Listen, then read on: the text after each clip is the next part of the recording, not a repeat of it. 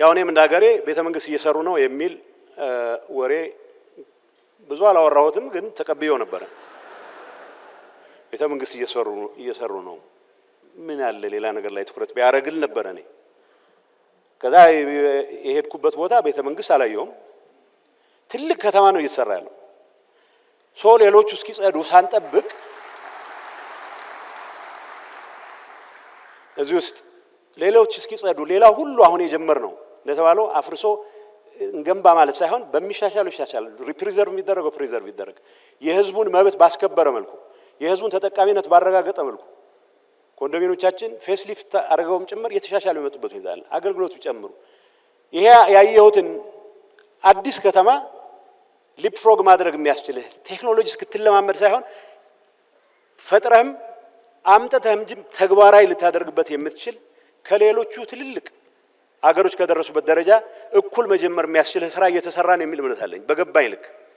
ይሄንን ማድረግ መቻል ማቀድ ይጠይቃል፣ መፍጠን ይጠይቃል። መጽሐፉም ስለ ፍጥነት የሚያወራው ይሄን አስቦ ይመስለኛል። የኔ ምክር ይሄ ፍጥነት አዲስ አበባ ላይ ብቻ ተቆጥቦ መቅረት የለበትም ነው። የዚህ ህልም ተጋሪ የሆኑ ሰዎች ባላበዛን ቁጥር የተወሰኑ ሰዎች ብቻ ባላቸው ህልም ላይ ተመስርቶ የሚመጣ ለውጥ እንዳልሆነ ታውቆ ይሄን ህልም መጋራት አንድ ነገር ሆኖ በተቻለ መጠን ግን ወደ ታች ሲወርድ አሳታፊ በሆነ መልኩ የህዝብን ጥቅም ባረጋገጠ መልኩ ሁሉንም ሊያካትት እንደሚችል መስራት አለብን የሚል ነገር ለማንሳት ነው። የአዲስ አበባ ከተማ ማያቸው አንዳንድ ህንጻዎች አዲስ የተሰሩ ህንጻዎች ወርክማንሺፕ ላይ የተለየ ኳሊቲ መፈጠር እንደጀመረ የሚያሳዩ ናቸው። የመጀመሪያ ያየሁት ሳይንስ ሙዚየም ነው። አዲስ አበባ ውስጥ በሚሰሩ ህንጻዎች እንደዚህ አይነት ጥራት ያለው ነገር አያለሁ ብዬ አስቤ አላቅም። የስራዎች ጥራት እየተሻሻለ ወርክማንሺፕ እየጨመረ ይሄንን እያፍታታን የተማር እንድንሄድ ከማድረግ አንፃር አዲስ አበባ ውስጥ መነሻ ማሳያም ስላደረጉት ነው ጠቅላይ ሚኒስትሩ።